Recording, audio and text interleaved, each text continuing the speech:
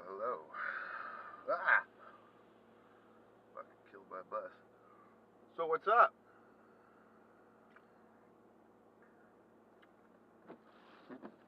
Yeah. It won't stop fucking raining. I swear to God, this is like the wettest winter we've had in record for a long time. Which doesn't surprise me. As if you knew only even half of the bullshit that I've had to deal with. That was part of their goal, was to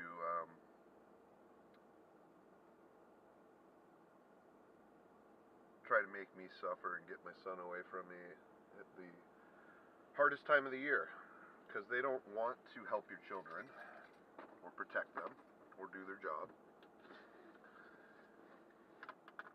They're basically puppets for whoever's got the expensive lawyer. And if you represent yourself, you're doing yourself an incredible disservice. Ben Franklin, someone like that, they're right. Representing yourself is idiocy, because they just take advantage of it. And it can be tough, because you can be a disabled veteran, injured, and just a good father who loves your son and doing the best you can to get by in an extremely expensive state. And that could be the reality, but you get these people that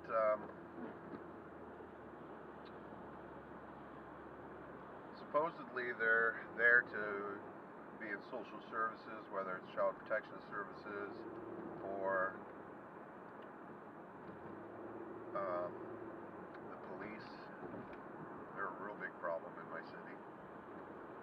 Yeah, we got gang problems. We do in Concord. The gang is called the Concord Police. A bunch of fucking shitbag, douchebag, do-nothing motherfuckers. And I've been witness and firsthand harassed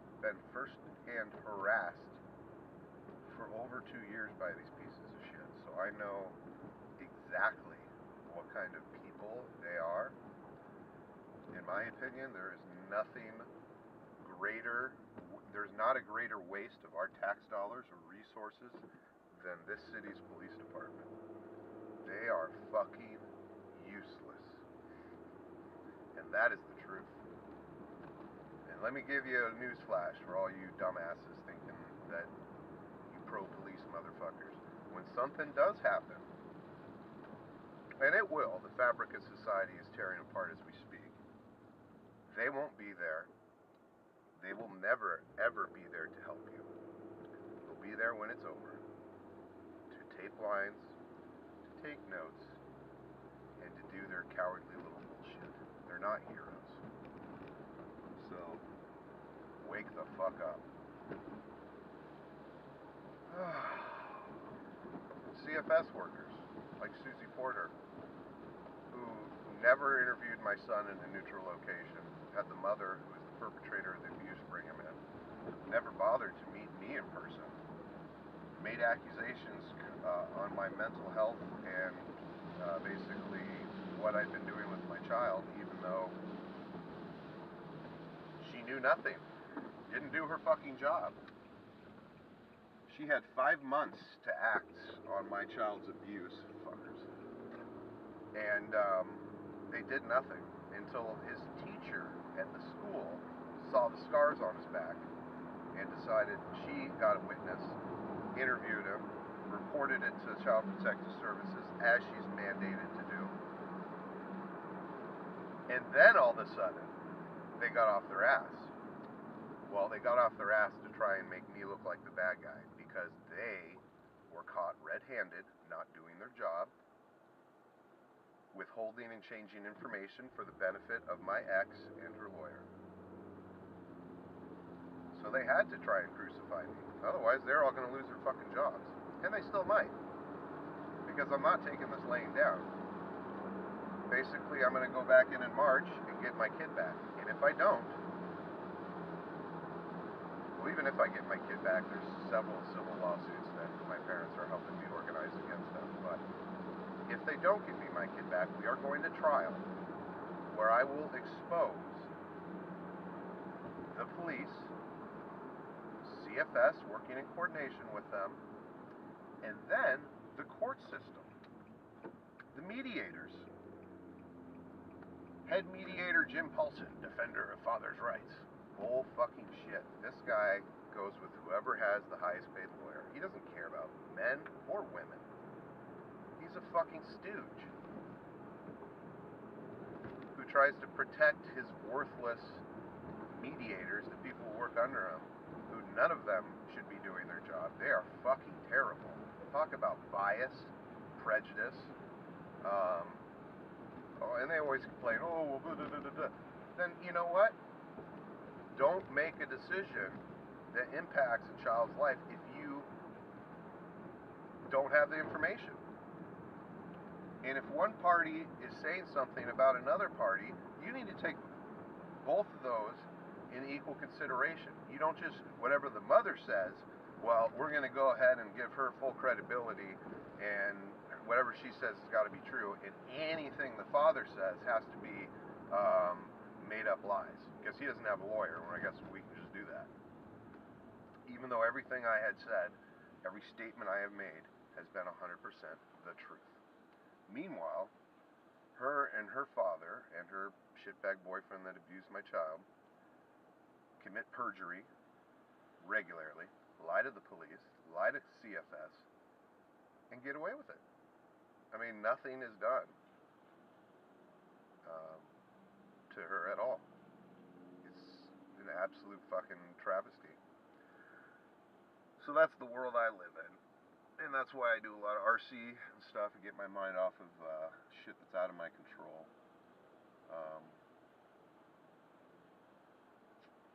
The good thing is that my son is no idiot. He knows what's going on.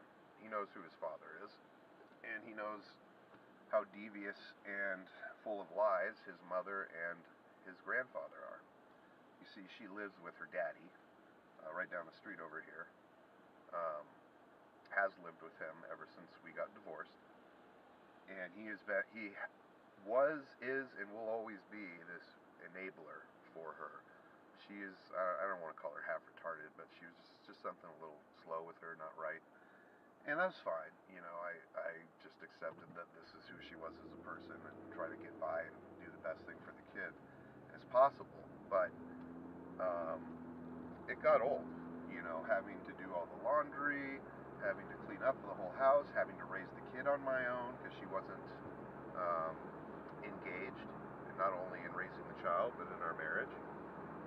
So that got really old. And then you had her father moves into a house about 50 feet from our apartment, starts paying for her laser hair surgery removal, starts trying to alienate me. The real kicker was on her birthday, he buys her and him tickets to go see Justin Bieber, but excludes me, and I guess just expects me to watch our son. And it's like she didn't even care about seeing her own son on her birthday. This was ridiculous. So he ended up not going because I bought my own ticket, which cost hundreds of dollars, called him out on his bullshit. And that little fucking ballless, dickless coward he is, do you think he went to the concert? No. So, and by the way, that was one of the worst fucking concerts I've ever been to in my life. Fucking, oh, it's Justin Timberlake, excuse me. Another fucking uber douchebag. So, yeah, the truth, the facts. In October 2014, on a night where she was supposed to be working and she didn't come home when she was supposed to, and this had been a pattern for quite some time, several months, my son looked at me and said, "Where's mommy?" And being that I don't lie to my son, and I think we were both kind of sick of the bullshit, we said, "Hey, yeah, where is mommy?" So we got out, and this is something I had never done before. I didn't track my wife. I didn't go through her social media or anything. I just didn't care. expected her to be honest and trustworthy. Well, we go on the iPhone app because we called her work and she wasn't there. They said she had left quite some time ago. Well, that was funny. You know, I had dinner cooking waiting. Where the fuck is she? Well, she's such an idiot. She thinks she's being sneaky because she's over down the street fucking her meth head boyfriend who was a trainer at the gym she was going to with them. And she leaves her phone in the car thinking she's just Miss Brilliant. No, you're a fucking idiot. The iPhone app brought me right to your car, which is in the parking lot of where this douchebag lives. And right when Kaiser, I bring my Doberman. Right when I take the Doberman and our son out of the car and say, let's go find mommy, there you are with your tongue down this dude's throat. So your son and I both had to watch you committing your adultery. At which point, she looks in terror, tries to make me leave. The guy runs back into his house because he's a fucking coward. And, you know, I won't lie, that's probably one of the closest times I've ever come to just killing someone or several people. Fuck her, fuck that guy. But because of my son, I wasn't going to do anything like that. So she tries to spill me this bullshit. Oh, I just kissed him. Oh, I just kissed him. Well, she left her purse by my son's bed, and in these adultery websites and shit, they say that's a big red flag and go through it. And I did. And this, mind you, this is, I never ever had gone through my wife's purse before, but after catching her committing adultery, I figured maybe this is the time. And I find in her purse drugs, drug paraphernalia, and a giant fresh bottle of KY jelly. Just kissed him, huh? So this guy, Paul Riley, who is known for going after, his MO is to go after married women, get them hooked on meth, and that's the kind of guy he is. He's an Oakley piece of shit. That's the character that my wife cheated on me with. So 2 months later, we're getting divorced. And of course her dad, who has to control everything, still has to control everything, pushed her into it. She wasn't ready. We were supposed to go to Monterey that weekend as we were trying to work on our marriage and seeing if we could reconcile. But she lies, says she's going shopping with her family, and instead her dad convinces her that this is it, and they serve me divorce papers. Now, this is what's so fucked up in the courts and the systems, okay? Because she petitioned for divorce, I'm forever looked at as, I guess, the bad guy or something. I'm not quite sure what. Even though she was on a one strike and you're out policy at home, she continued to lie, continued to be deceitful. And we got to the point where if you can't tell the truth, you can't live here. And I had to get her shit and carry it downstairs to make the point. Be like, I will throw all your shit out on the street and you need to go live with your dad if you are caught lying one more time. Because you see, she was on drugs, even though the court, nobody wanted to believe me. I found baggies in the laundry. I could tell from her complexion, her lack of sleep, her total lack of engagement in me or my son. But no, of course not. She's an angel. She could never do drugs because she doesn't look bad and has a job. Well, there's plenty of people that are attractive and have jobs that are drug addicts, okay? Let me just tell you. Her job is actually one that thrives at keeping people who have drug issues employed.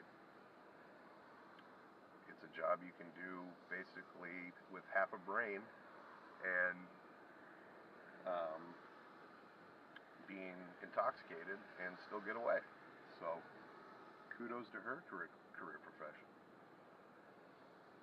So this is a real long ramble. I'm kind of all over the place. I just needed to vent. I needed to get some stuff off my chest. When I went into court a month ago, even though I was the one who requested emergency custody, I was the one who reported the abuse.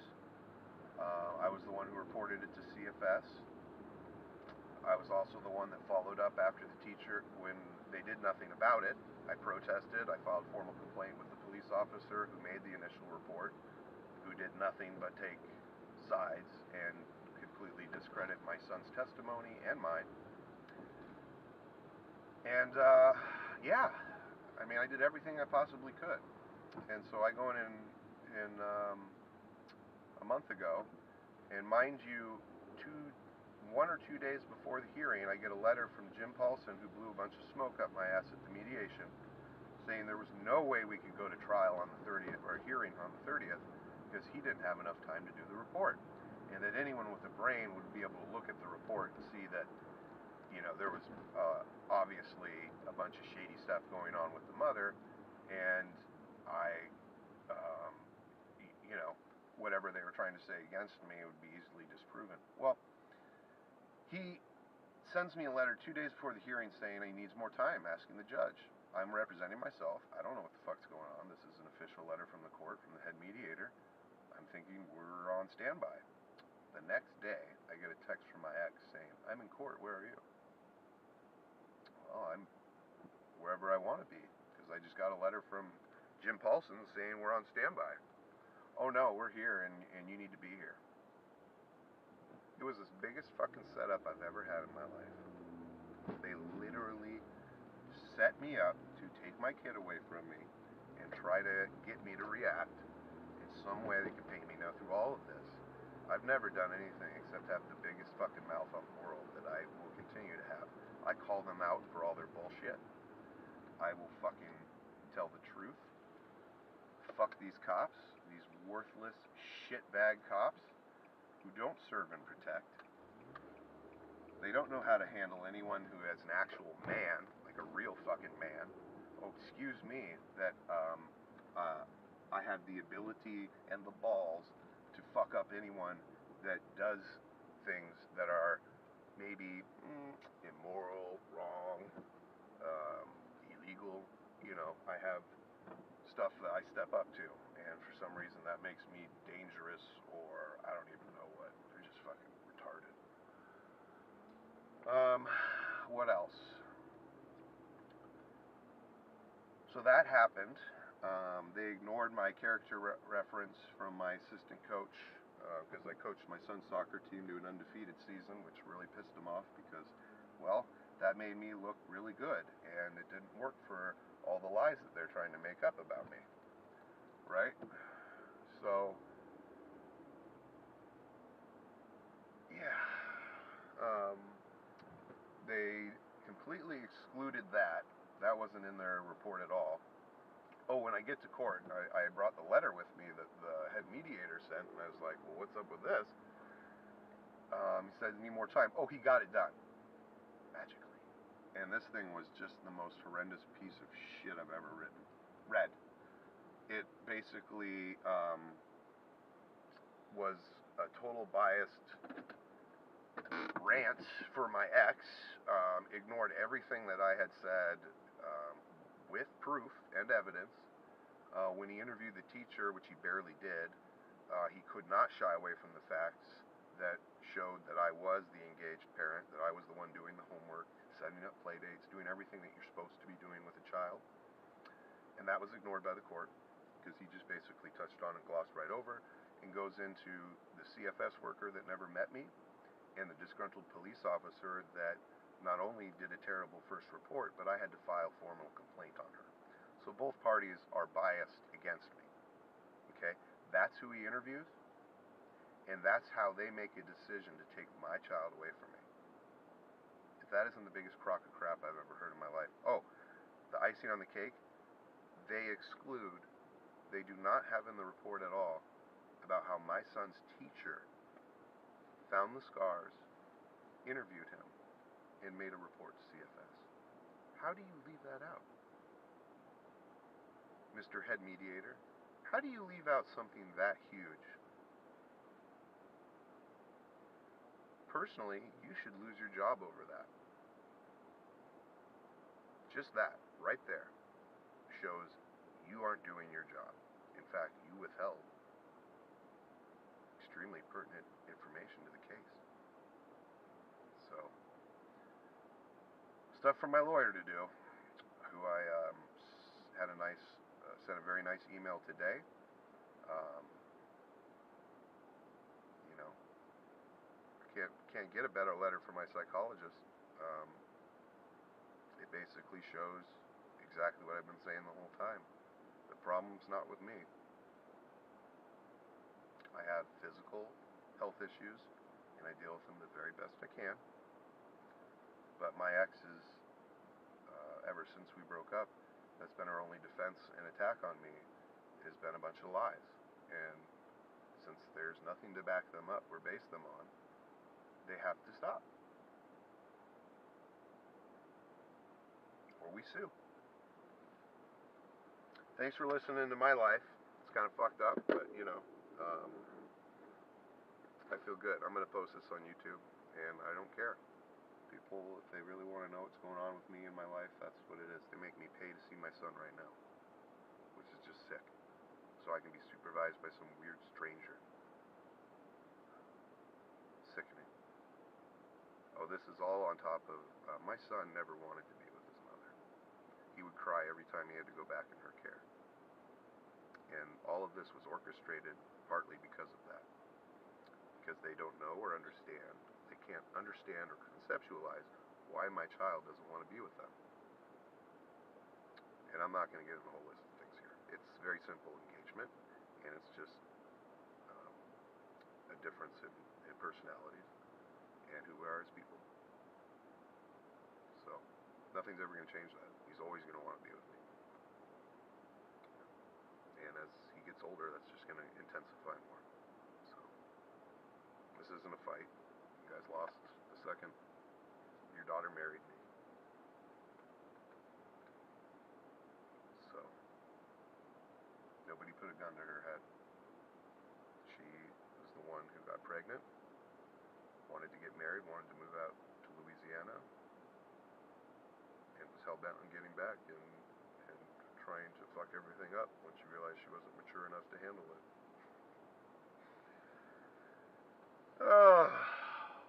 22 minutes. Wow. Video confession complete. So,